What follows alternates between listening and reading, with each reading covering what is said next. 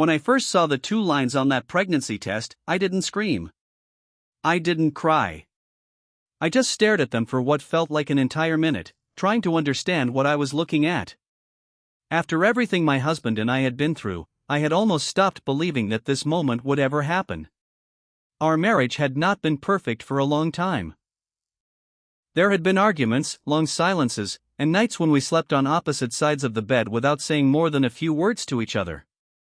We still loved each other, at least that's what I kept telling myself, but somewhere along the way, we had become 2 people living inside the same house instead of 2 people building the same life. We had talked about having a baby before. More than once.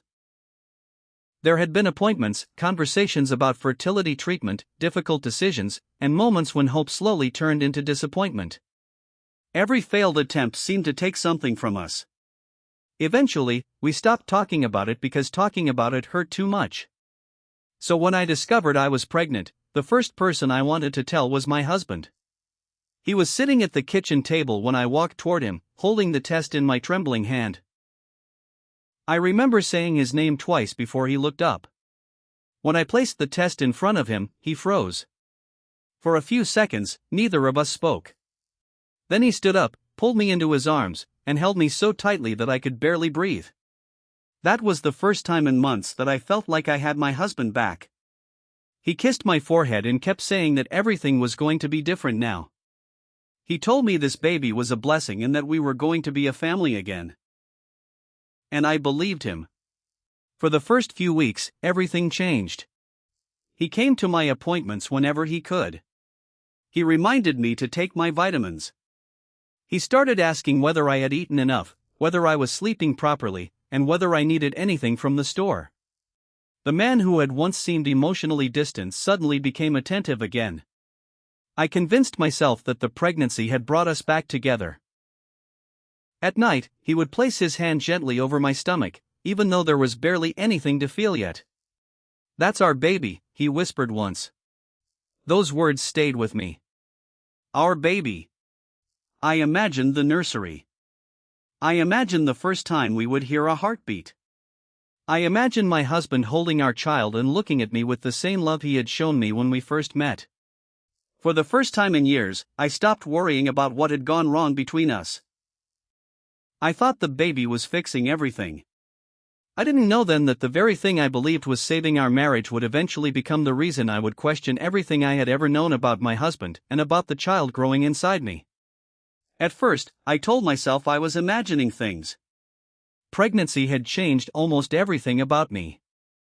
I was tired all the time, emotional over things that normally wouldn't bother me, and constantly thinking about whether the baby was healthy. So whenever something about my husband's behavior felt strange, I blamed it on my own anxiety. But little things kept happening. The first was his reaction to my medical appointments. Before the pregnancy, he had always complained about how busy he was. Suddenly, he wanted to know exactly when every appointment was. He would ask what the doctor had said, what tests had been performed, and whether they had mentioned anything about the embryo. That word bothered me. Embryo. I didn't know why. One evening, I casually asked him why he kept using that word instead of simply saying the baby. He smiled and told me I was overthinking it. Maybe I was. Then there were the documents. A few weeks into the pregnancy, I was looking through a folder of medical papers when I noticed something I hadn't seen before. There were several pages from the fertility clinic, including forms with dates that didn't make sense to me. I asked my husband about them. He immediately took the folder from my hands. "These are just clinic records," he said. "Why didn't I see them before?" He paused. Then he told me they were old documents and there was nothing important in them. I wanted to believe him. But his reaction stayed in my mind. A few days later, I noticed another strange detail. He received a phone call while we were having dinner. The moment he saw the number, his expression changed. He stood up and walked into another room. When he returned, I asked who had called. "Nobody important," he said. That answer frightened me more than if he had simply told me the truth. Because I knew my husband. Or at least, I thought I did. Then came the appointment that changed the way I looked at everything.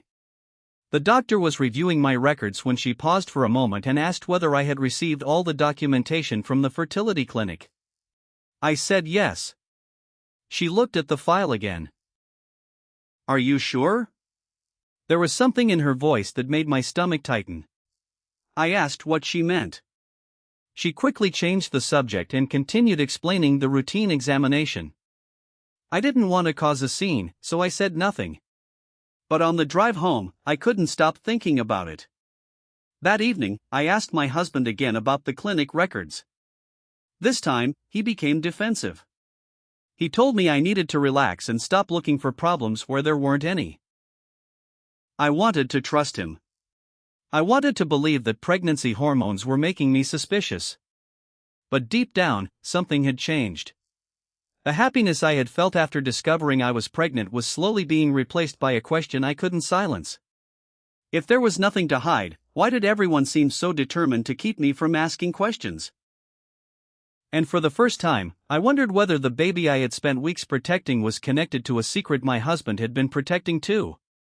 The answer came on a morning that started like any other. I had another appointment at the fertility clinic, and my husband said he couldn't come because of work. Normally, that would have bothered me, but by then I had become used to him finding excuses whenever I asked too many questions. I went alone. The appointment itself was routine until the doctor began reviewing my medical records. She looked at the screen for several seconds longer than usual, then asked me whether I had personally signed all the consent forms connected to the embryo transfer. I stared at her. "Yes," I said slowly. "I signed the forms they gave me." She looked uncomfortable. "There appears to be some information here that you may want to discuss with your husband." My heart started beating faster. I asked her what she meant. She hesitated, then explained that there was a discrepancy in the fertility records. The embryo transferred into me had information attached to it that I did not recognize. At first, I didn't understand. Then she used a phrase that made the room feel suddenly cold. "The genetic information doesn't appear to match what we would normally expect from your treatment." I asked her what that meant. She told me she couldn't explain everything without reviewing the original records, but she recommended that I request a complete copy of my fertility file. I left the clinic with a folder in my hands and hundreds of questions in my mind. I didn't call my husband immediately. Instead, I sat in my car and opened the documents. There were names I didn't recognize. Patient numbers I had never seen. Dates that didn't match the appointments I remembered. And then I found a document referring to the embryo transfer. I read it once. Then again. My hands began shaking. The embryo listed in the document was not identified as the embryo I had always believed had been created from my egg and my husband's sperm. I called the clinic and asked them to explain. They told me that some records required authorization and that they could not discuss another patient's information. Another patient. Those words wouldn't leave my mind. I drove home in silence.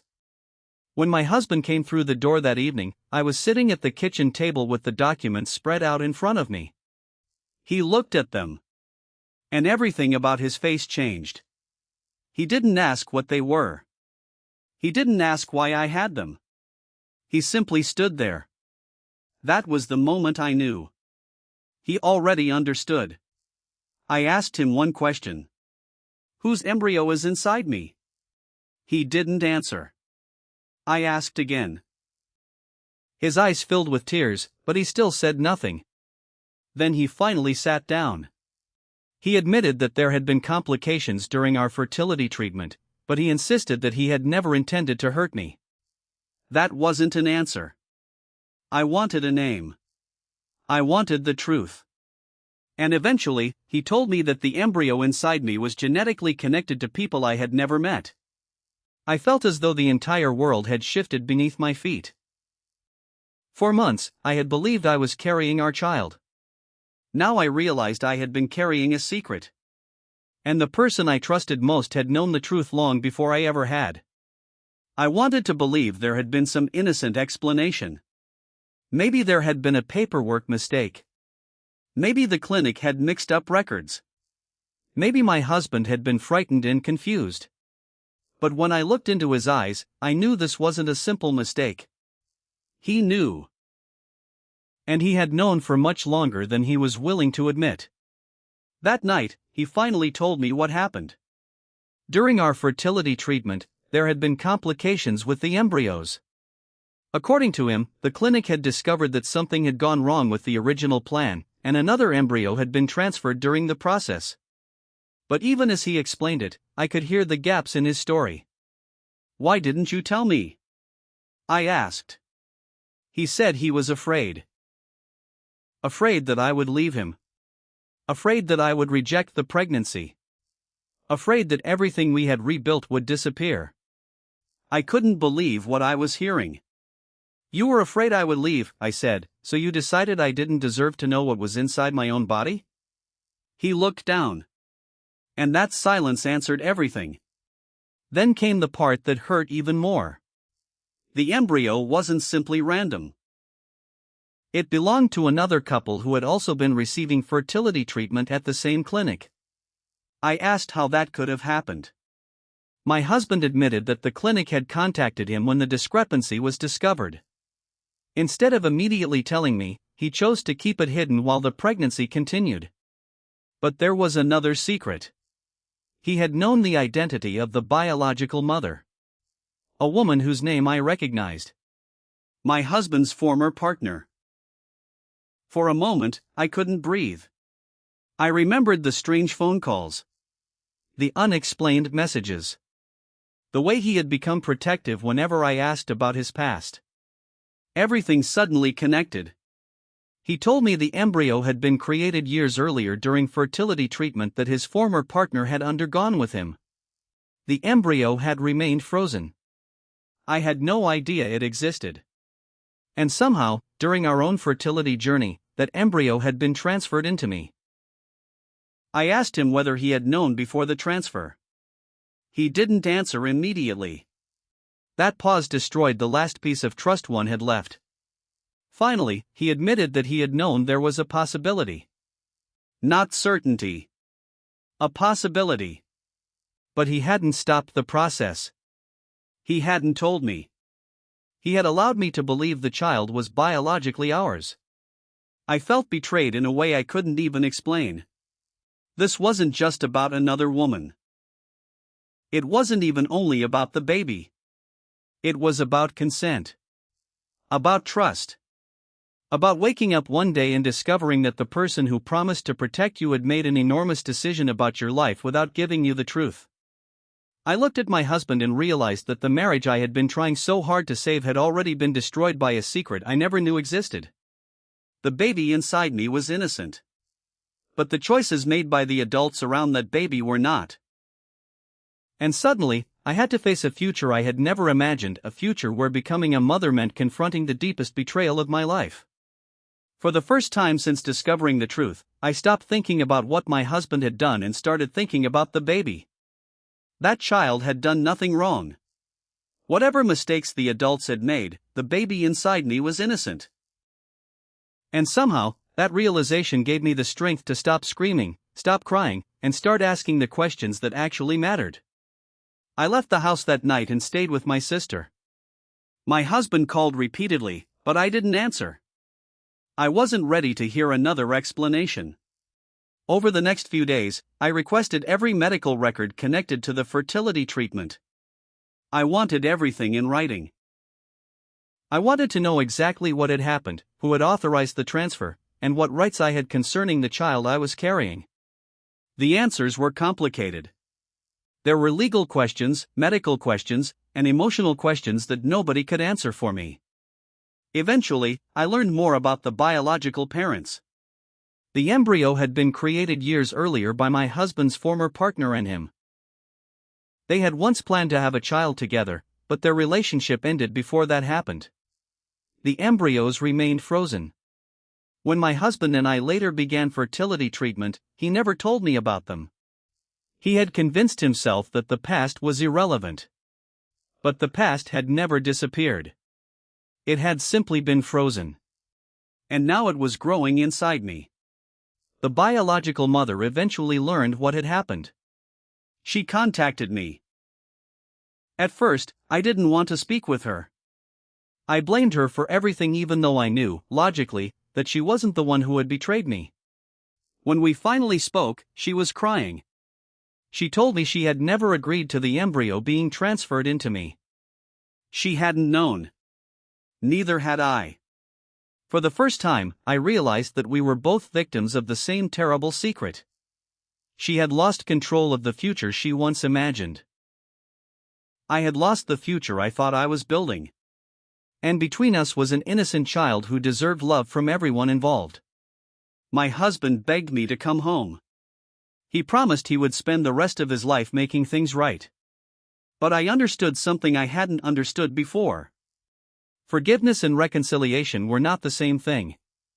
I could eventually forgive him without pretending that nothing had happened. I could choose peace without choosing him. So I made the hardest decision of my life. I ended our marriage. Not because I hated him. Not because I wanted revenge.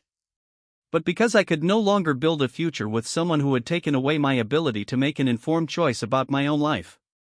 Months later, when I finally held the baby in my arms, I cried. Not because the child wasn't genetically mine. But because I realized love had never been about blood alone. The baby didn't know about the lies, the paperwork, or the betrayal. All the baby knew was that I was there.